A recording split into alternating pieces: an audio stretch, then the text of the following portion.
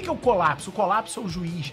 Um juiz, olha só, um juiz conseguir dar 50 sentenças num dia. Como? Como que dá 50 sentenças escrevendo 10 páginas em média para cada uma, ok? Para cada uma, em um dia, tendo que ler 50 processos. E aí fala, ou seja, ele finge que julga, você finge que trabalha, o teu cliente finge que recebe, ok? E ele finge que te paga. É isso, é o poder judiciário. Mas esse sistema em colapso, que o juiz dá 50 sentenças no dia e o cartório recebe 200 processos novos, nós já conhecemos. Que você protocola uma petição hoje, daqui a 30 dias você volta lá, poxa, até agora não teve nem processamento na minha petição, você tem como adiantar aí? E aí o sujeito vira para você, doutor, a gente está processando 60 dias para trás. E essa advocacia, o que acontece? O que acontece com isso? Com essa advocacia, você tem um problema sério. Por quê? Porque se a tua advocacia não gira, se a tua advocacia não dá giro, se a tua advocacia não tá o tempo inteiro, entra e sai cliente, entra e sai, não adianta só entrar, tá? Tem gente que acha que o sucesso da advocacia é lotar a agenda. Não é, não é. Se o cliente não entra e sai, entra e sai, você tem um negócio horroroso. Do ponto de vista de negócio, do ponto de vista de algo que precisa sustentar uma família, é horroroso. E é por isso que a grande maioria dos advogados quebra. O que é quebrar? É você viver uma vida fazendo conta pra pagar as contas. Onde você tem que fazer assim, o que eu vou deixar de pagar esse mês? Cara, não dá mais pra admitir uma advocacia desse jeito. Eram 18 imóveis. E ao invés de utilizar o valor total dos imóveis, o valor total que estava na declaração de imposto de renda, o valor desses imóveis somados em declaração de imposto de renda não é valor de mercado, dava mais de 800 mil reais. E eles utilizam esses imóveis para pagar 24 mil reais de capital social. E aí, nesse momento, o que aconteceu? Isso foi lá em Santa Catarina. O Tribunal de Justiça de Santa Catarina na minha opinião, andou certo, tá? Andou certo. Por quê? Porque ele diz o seguinte, olha, se você tem 800 mil reais e tá usando só 24 mil reais para integralizar, e veja, em nenhum momento ninguém falou sobre valor de mercado. Eles estavam comparando o valor que estava apresentado, que era o da declaração de imposto de renda, com o valor que foi utilizado para integralizar. E aí, veja, o que foi dito ali naquele processo? Olha, se você está usando os 800 mil, mas está integralizando 24 mil, só não incide em cima dos 24 mil. Sobre o restante, incide. Vai ter incidência de imposto. E aí, qual foi a leitura que eles fizeram? Foi a leitura redondinha lá do parágrafo 2º, inciso 1, do artigo 156 da Constituição, tá? Que diz lá o seguinte, que o ITBI não incide sobre a transmissão de bens ou direitos incorporada ao patrimônio da pessoa jurídica em realização de capital. Ou seja, aquele montante do seu patrimônio que foi utilizado para realização de capital, ou seja, sinônimo de integralização, legal. Isso não tem incidência de ITBI. Mas não foi o que fez essa empresa. O que fez essa empresa foi utilizar só um pedaço desse valor para integralizar o capital social. E aí tomou na cabeça. Foi pro STF. E no STF, a posição majoritária foi um voto dividido, tá? A posição majoritária, vencedora foi o voto divergente do Alexandre de Moraes. Ele diz o seguinte, olha, só não incide sobre a realização de capital. Então, como é que ficou lá, ficou consignado o tema 796 da repercussão geral? Tá escrito assim lá, ó, a imunidade em relação ao ITBI não alcança o valor dos bens que excederam o limite do capital social a ser integralizado. Em nenhum momento aquele troço fala de valor de mercado, tá? É o valor dos bens, não tem nenhuma discussão sobre o valor de mercado, isso nunca existiu naquele processo. Os partidos políticos e as são 1, 2, 3, 4, 5, 6 eirelis. E as eirelis, ok? Ou eireles, como você achar melhor. Primeiro de tudo, a gente começa a fazer aqui buscar aqui uma eliminação, tá? Primeiro de tudo, é remover daqui as eirelis. Por quê? Ou eireles, como você prefere ou preferia, tá? Por que isso? Porque as eireles foram revogadas do Código Civil pela medida provisória, pela MPV 1085 de 2021, ok? Removeu as EIRELIs, ok? Do ordenamento jurídico brasileiro, tá? E fez isso por quê? Tá? E fez isso por quê? Na verdade, por uma obviedade, né? Uma obviedade, porque não fazia mais sentido existir na medida que você mudou na Lei da Liberdade Econômica, em 2019, mudou o Código Civil e trouxe para dentro do Código Civil, lá no artigo 1052, criou um parágrafo único, permitindo então o que antes não se podia ter, que era uma sociedade limitada unipessoal. Ora bolas, a EIRELI era exatamente isso, com a limitação que ela tinha que ter capital social mínimo de 100 salários mínimos, um troço louco, não fazia o menor sentido a manutenção disso no ordenamento. Então, tá aqui, ó, artigo, vou botar aqui na tela, artigo 1052, parágrafo 1º, que diz lá, ó, a sociedade limitada pode ser constituída por uma ou mais pessoas, ou seja, criou aqui a figura da sociedade limitada unipessoal, beleza? Sociedade limitada em caráter unipessoal. E aí, vejamos, quando você vai eliminando, deixa eu voltar aqui nas nossas eliminações. A primeira eliminação que a gente fez foi a EIRELI porque nós não fizemos nada, foi a própria lei que fez. E aí a gente começa. Primeiro, de cara aqui, a gente elimina, né? Partidos políticos. Se pensar em fazer um partido político para fazer. E organizações religiosas, esquece, né? Esquece total, beleza? E aí a gente começa, então, sobram pra gente 3 espécies de pessoas jurídicas a serem analisadas. Então, você tem aqui um capital social de R$300 mil, ok? R$300 mil. O que essa empresa tem como ativo? Qual é o único ativo dessa empresa, dessa célula COF? Um imóvel, e qual o valor? No valor que você levou para lá, 300 mil, ok? Quanto essa empresa tem de passivos? 0. Essa empresa não tem passivo nenhum. Moral da história, o que você tem aqui? Quer ver, ó? Deixa eu tirar esse X daqui. Qual é a sua resultante aqui nos ativos? 300 mil, tá? E qual é a sua resultante nos passivos? 300 mil. Legal.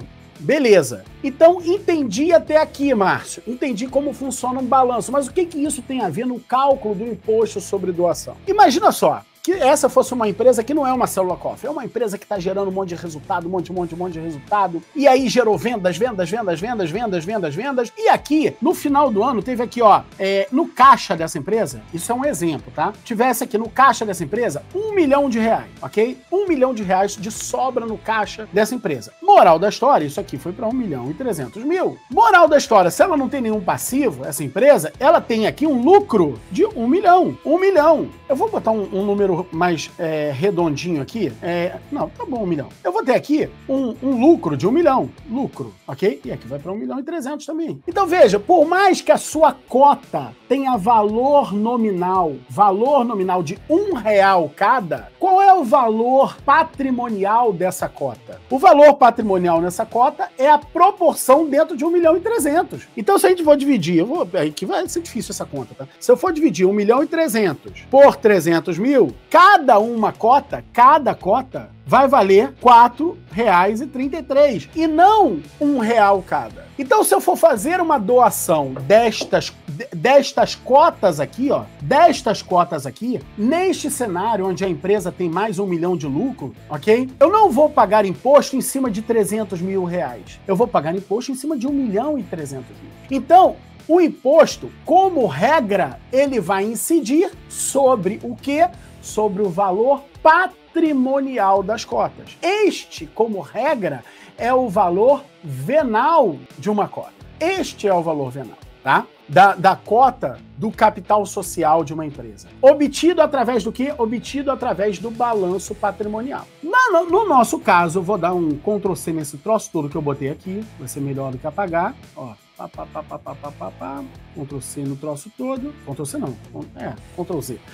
No troço todo. No nosso caso aqui, sendo esta uma célula COF, como o único ativo que ela tem é exatamente o imóvel, e o balanço patrimonial dela mostra acha que o patrimônio líquido dessa empresa é de 300 mil, a minha doação, então, vai ser em cima de 300 mil. Esta vai ser a base de cálculo. Como regra do ITCMD, esta vai ser a base de cálculo. Esta vai ser a base de cálculo. Você tem exceções em cima dessa regra. Tem exceções. E aí, como é que são as exceções? As exceções, elas são tratadas... Deixa eu voltar aqui para mim aqui, para falar com você. As exceções, elas vão ser tratadas em cada lei estadual. E você tem que olhar para a lei estadual, da onde você vai trabalhar com a célula cofre, com esse sistema de holding do seu cliente. Agora, pensa só com esses elementos que eu tenho aqui. Esse sujeito que tem que cria soluções mirabolantes no campo empresarial, societário, para essas grandes corporações, qual é a chance que você acha desse cara estar sentado, num banco de universidade dando aula? Cara, é muito pequena. É muito, muito, muito pequena. Muito pequena. Ou seja, as grandes...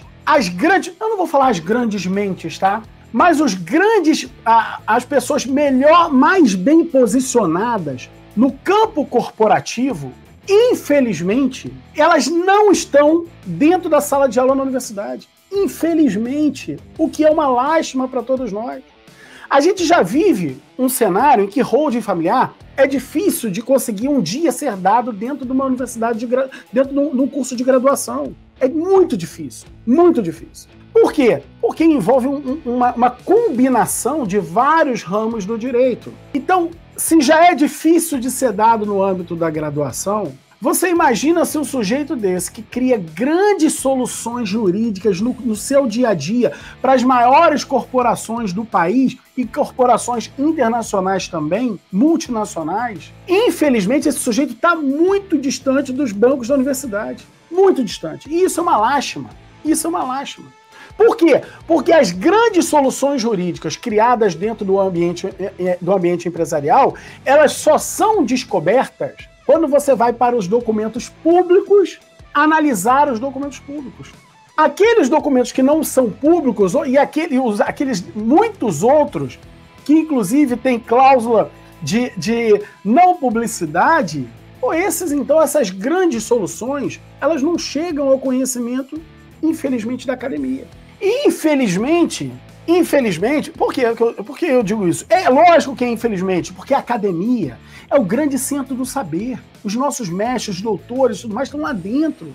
Mas, infelizmente, nesse âmbito empresarial, eles estão um pouco descolados. Infelizmente, isso perde muito. A sociedade perde muito. E quando eu tive a oportunidade de conviver, e eu sou um fã do ambiente acadêmico, desde sempre. Eu falo para vocês, eu fiz a minha graduação na FRJ, eu fui presidente do DCE da FRJ, eu fui membro do Conselho Universitário da FRJ, eu vivi a universidade, eu vivi, era representante do corpo discente no Conselho Universitário.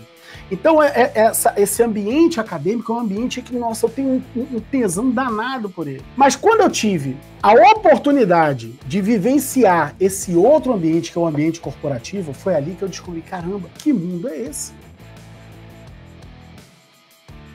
Por exemplo, o Chico Anísio, ele morreu com 80 anos de idade, o Chico Anísio tinha 65 anos de carreira, fez mais de 200 personagens e deixou uma fortuna milionária. Porém, essa fortuna dele, por conta da briga decorrente no inventário, a despesa, a dívida, ela já é maior do que o valor do patrimônio. Ela já é maior do que o valor do patrimônio. E não diferente disso, aconteceu, por exemplo, no inventário do Gugu. O Gugu fez um testamento, tá? Um testamento em que ele deixava 75% do patrimônio dele para as 3 filhas dele e 25% para ser dividido entre os 5 sobrinhos que ele tinha, ok? E o que acontece? O Gugu, ele vivia com uma pessoa que era companheira dele.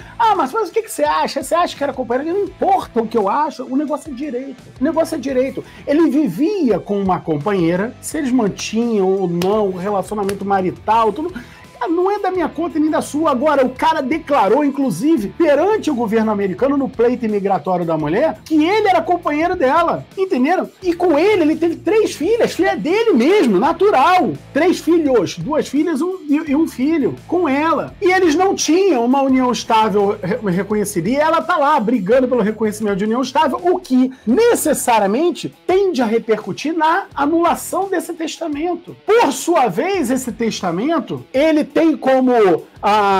ele já tem 3 anos que o Gugu faleceu nesse momento, tem 3 anos que ele faleceu, e nem o processo do testamento, que era para ser um processo rápido, levar em torno de 1 ano, olha que loucura, nem o processo de testamento chegou ao fim, nem o processo de testamento. Então a tendência é que isso se arraste tranquilamente por mais de 10 anos. Aí você teve um outro exemplo lá do Marcos Paulo, né? O Marcos Paulo, o cara casou 6 vezes. 6 vezes.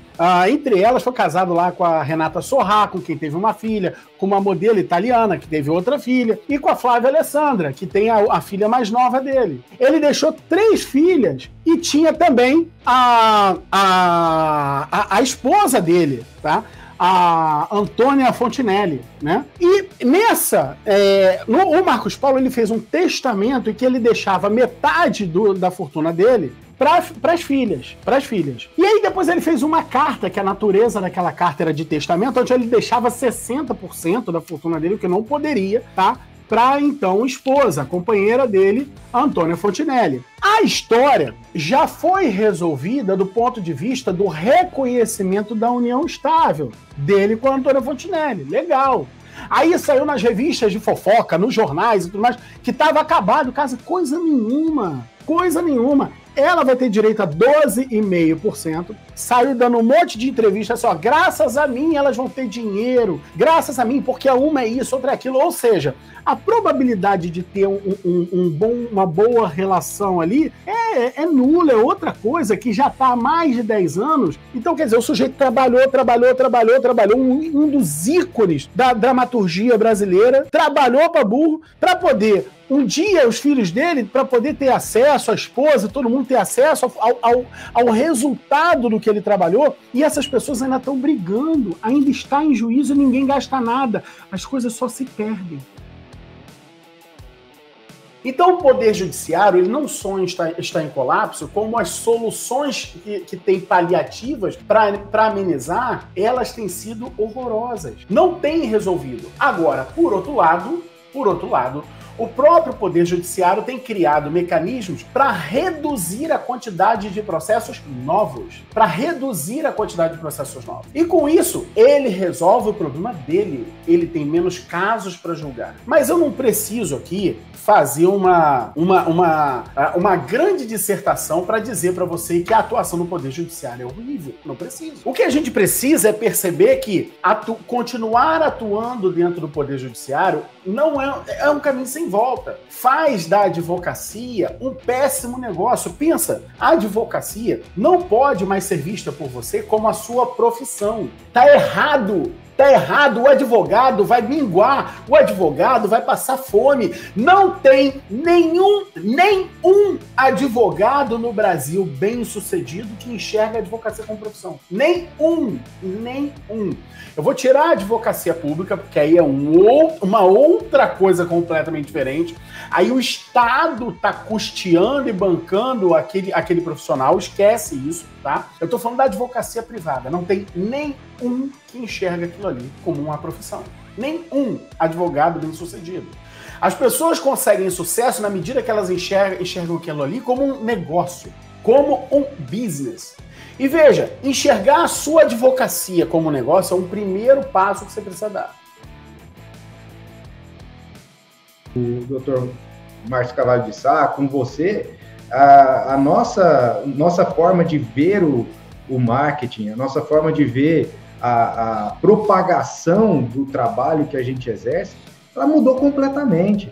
Hoje, como bem disse o João Maurício, eu me sinto tão grato e com uma sensação de dever cumprido também, sabe? Quando a gente fala para as famílias que existe uma forma muito mais tranquila de resolver a parte patrimonial delas, e que a gente também sabe, enquanto advogados, a gente sabe que essa parte patrimonial, ela também é motivo de muitas disputas, de acabar com as famílias justamente por conta de desavenças em relação ao patrimônio. E hoje, eu tive aqui com um cliente mais cedo, bem cedinho, que veio exclusivamente para a nossa reunião, e a tranquilidade de olhar no olho dele, e dele olhar no meu olho, e a gente saber que nós estamos fazendo o melhor, não para ele, mas para a família dele, olha, é sem preço. E eu aprendi desde cedo que aquilo que só pelo prazer eu pudesse fazer, era justamente o que eu deveria fazer para o resto da vida.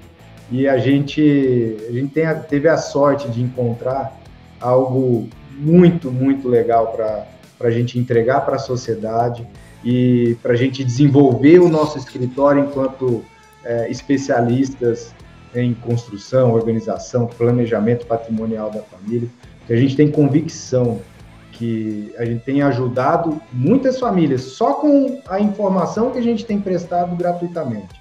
Porque, sabe, a gente procura imitar, a gente procura imitar o que você e o Márcio fazem, justamente porque a gente sabe que dá resultado, não só para nós, mas dá resultado para as famílias, para mexer e mostrar para elas que existe uma solução.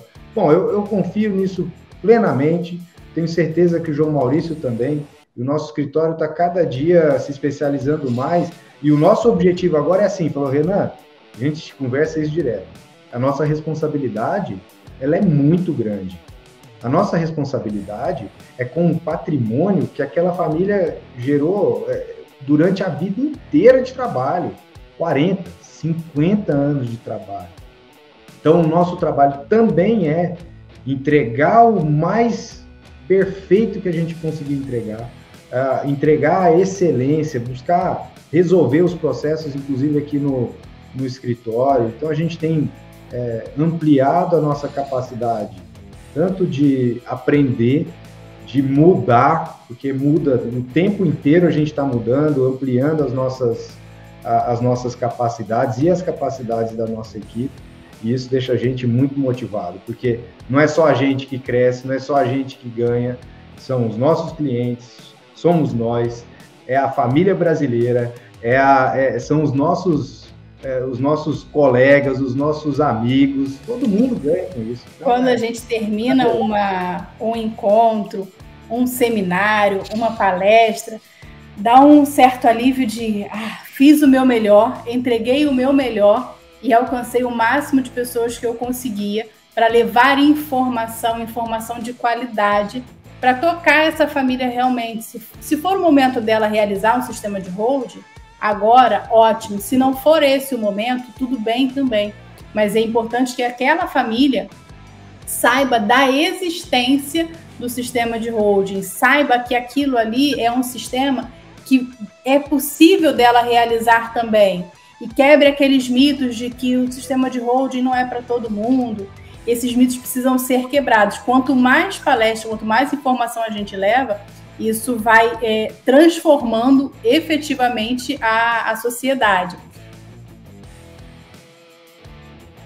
Se você tem um imóvel de X e no dia seguinte você bota no bolso, tem que vender esse imóvel e bota no bolso 56% do valor desse imóvel, cara, você não vai morar no mesmo prédio. Você não vai morar nem no mesmo bairro. E foi o que aconteceu. A gente percebeu que uma família foi rebaixada de classe social por nada, só porque teve que fazer um inventário. E ali, a gente se tocou, quer dizer, uma coisa a gente já sabia, né? Que o inventário era danoso para a família brasileira, a gente já sabia. Mas a gente percebeu o seguinte, cara, a gente tem essa solução aqui dentro da manga, que é a holding familiar. E que a gente está disponibilizando isso só para o cara que é bilionário, que quer organizar o patrimônio dele, e a gente poderia estar usando esse negócio para evitar o inventário. Porque com ela, sim, é possível evitar o inventário. E foi a partir dali que a gente falou assim, não, cara, eureka. Por quê? todo dono de imóvel no Brasil, e depois a gente foi descobrir esse número, que são 26 milhões de donos de imóvel no Brasil, ele é um interessado em ter uma holding familiar. Ele só não sabe ainda. Mas ele precisa, não é que ele seja interessado, ele necessita ter uma holding familiar. Sob pena de botar o filho dele para pagar o pato no dia que tiver que fazer um inventário. E aquilo foi uma água no chope, porque, pô, cara, a gente entregou uma baita de uma solução jurídica para aquela família, para aquele herdeiro. Foi tudo resolvido, tudo certinho, tudo justinho no inventário. Mas o cara saiu dele no meu escritório pior do que ele chegou, mais pobre do que ele chegou. Cara, foi isso não é serviço jurídico, pelo amor de Deus, eu preciso fazer algo diferente. E eu tenho dentro, eu sei fazer. Que é a bendita da holding familiar. Mas não adiantava a gente botar uma placa na porta e falar assim, faça o holding familiar. Se você tá querendo fazer isso, esquece. Não é esse o caminho, não é isso que faz a coisa andar. Não adianta você botar uma placa, não adianta você botar nas suas redes sociais, não adianta você botar no seu canal no YouTube, faça o holding familiar. Ninguém vai chegar, não adianta você botar propaganda na internet, não adianta. Ninguém vai chegar. Era preciso, a gente se ligou que a gente precisava popularizar o tema. A gente precisava fazer isso chegar ao povo. A gente precisava fazer isso chegar a muito mais gente. E de que maneira que a gente ia fazer isso chegar para muito mais gente? A gente precisava contar para as pessoas o problema que o inventário vai causar. Se o casal tem uma relação em que eles entendem que tudo tem que ser o que tem antes, o que tem depois tem que ser dos dois, cara, se essa é uma opinião livre deles, tomada de forma consciente, por que isso não é justo? É lógico que é justo. Se o casal decide que o que tinha antes não se comunica e o que vai adquirir durante o casamento, não importa o nome de quem, se comunica, se essa é uma decisão livre do casal, esse é o regime mais justo para esse casal. E por outro lado, se o casal decide que eles separam em comunhão em separação total de bens, que eles casam em separação total de bens e colocam o que acharem por bem em nome dos dois, em nome dos dois. Esse é o regime mais justo. Pois bem, o que seria o mais justo para o nosso país? O mais justo para o nosso país é que todo regime, todo casamento fosse precedido da decisão do casal sobre o regime de bens, inclusive com o pacto antinupcial. Eles estabelecerem quais são as regras de bens entre eles. Isso ia criar, primeiro, um ambiente para falar o seguinte, ó, você está casando? O casamento é um contrato. É um contrato. E eu vou te falar, assim como a pessoa que está comprando imóvel, a pessoa que vai casar deveria buscar o aconselhamento, não é assessoria jurídica, não é advocacia, é o aconselhamento de um advogado, para ele dizer para todos eles quais são as implicações. Tem gente aí que contrai dívida por causa do outro, entendeu? Então o regime mais justo deveria ser aquele que o casal estabeleceu de forma livre. E não porque tem uma regra, tem uma regra que diz que esse aqui é o padrão, não vamos mexer nisso não.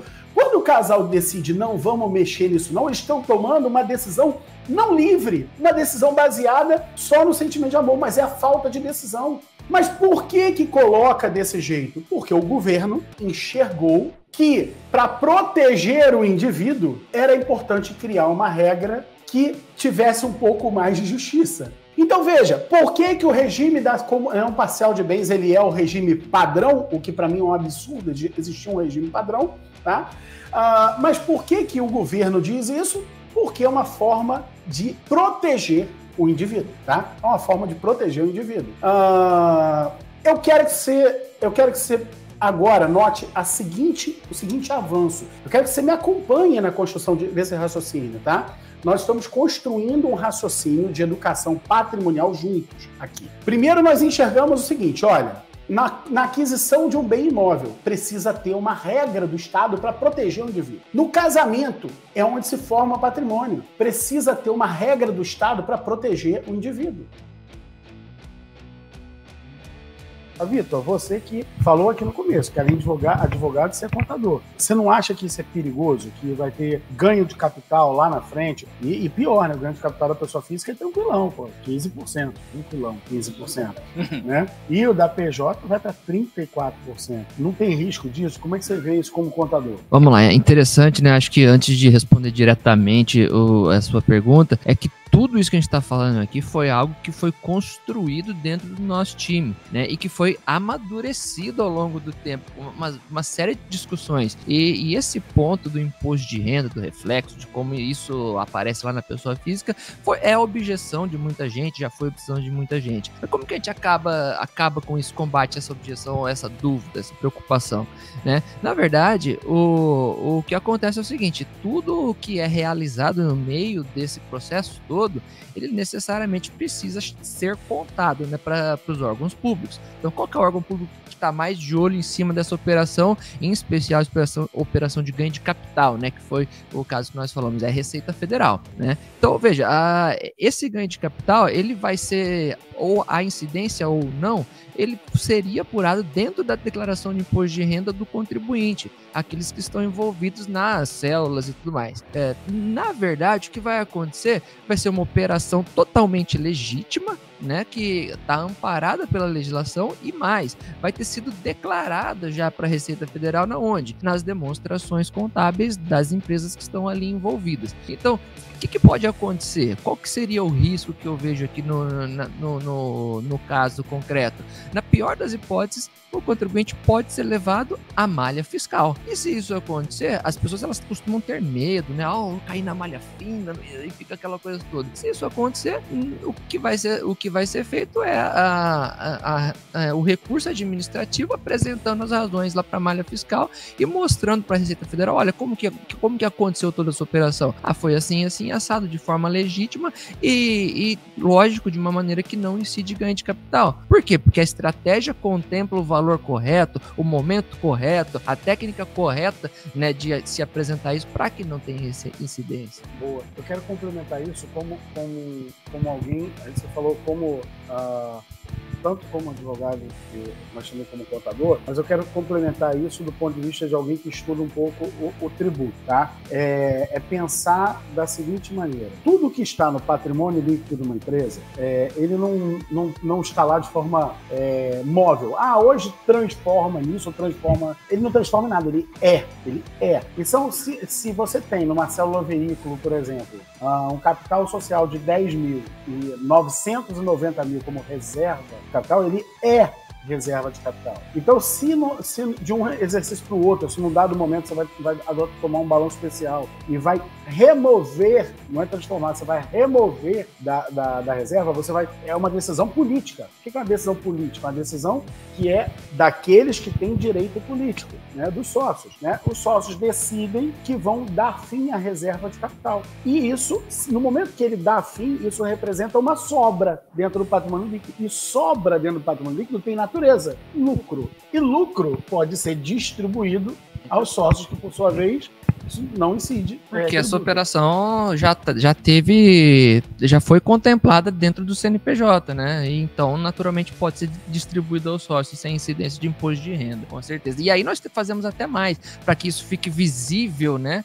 Muito claro ali, nós, inclusive, qualificamos isso de forma diferente nas demonstrações e na declaração do imposto de renda do contribuinte, para que quando a gente, caso tenha que apresentar alguma argumentação, possa identificar de maneira mais fácil. Legal. E aí, só avançando ainda mais, vamos avançar o raciocínio. Esse é um raciocínio bem interessante.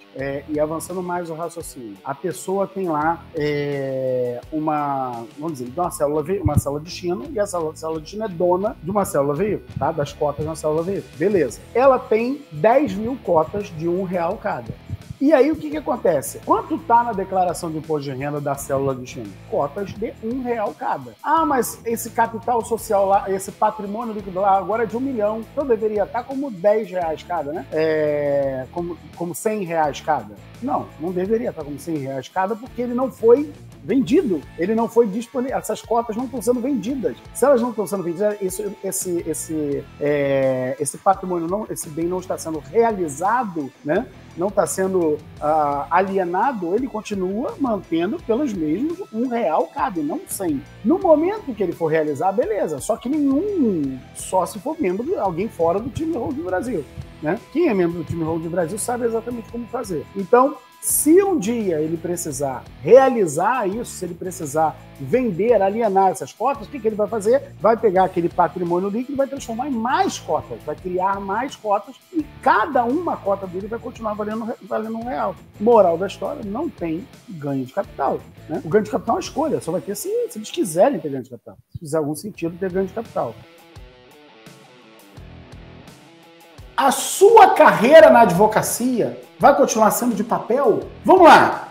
Vamos entender junto o problema que você vive. Primeiro, eu sou teu cliente, sou teu possível cliente, tá? Eu sou teu possível cliente. Eu ligo para você e quero marcar um atendimento com você, beleza? Você vai me atender, ok? Eu vou marcar um atendimento. Já não é legal se você atender, ok? Então talvez você tenha uma secretária, ou talvez não. Mas você vai me atender e eu vou marcar um atendimento com você. E aí eu vou marcar na próxima quarta-feira, às 14 horas, beleza? Você vai marcar para mim quarta-feira, 14 horas. Aí você vai me atender quarta-feira, 14 horas. E eu vou chegar no seu escritório, como eu sou um cara organizado, eu vou chegar no seu escritório com 15 minutos de antecedência. Então, no seu escritório, 15 minutos de antecedência, se você não estiver atendendo outra pessoa, você vai ter que ter alguém para, pelo menos, me receber, abrir a porta do escritório para mim. Então, vamos lá. Você tem uma pessoa que você está pagando para atender a porta do escritório. Você vai me servir café. Você vai me fazer esperar. E aí, chega na hora do atendimento,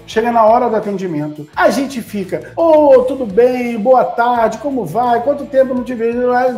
5 minutos, 10 minutos, só naquela lenga-lenga para poder iniciar o atendimento. Atende a pessoa, vamos lá, 1 hora atendendo, 2 talvez, 2. A pessoa não vai embora de imediato. Sabe o que acontece? Depois disso, ela ainda fica lá mais uns 5, 10 minutos, se despedindo de você. E mais, se você não acompanhar essa pessoa até a porta e de preferência até o elevador, você é uma pessoa deselegante. Sinto te dizer isso. Por quê? Porque é de bom tom que você acompanha a pessoa. Moral da história. Esse cliente tá te tomando muito mais tempo do que aquilo que você está investindo propriamente no atendimento dele, naquilo que é importante para ele. Isso fora as outras coisas envolvidas, né?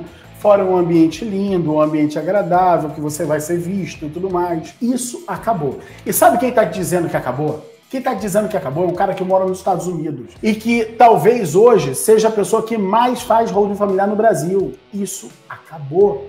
Acabou. Ou pior, sabe aquela coisa do chama o advogado aqui na empresa. Hein? Chama o advogado aqui na empresa? Chama a faxineira da tua empresa, ô pateta. Você tá louco? Chama o advogado aqui na empresa. Hein? Para falar sobre planejamento patrimonial da família? Não, se for para falar sobre a empresa e for necessário entender o processo da empresa, da indústria, que não sei o que, é outra parada. O advogado tem mais aqui ir lá. Agora vai para lá só para fazer a onda com... Acabou isso. Sai, desconecta dessa advocacia velha, porque essa advocacia velha vai te deixar pobre.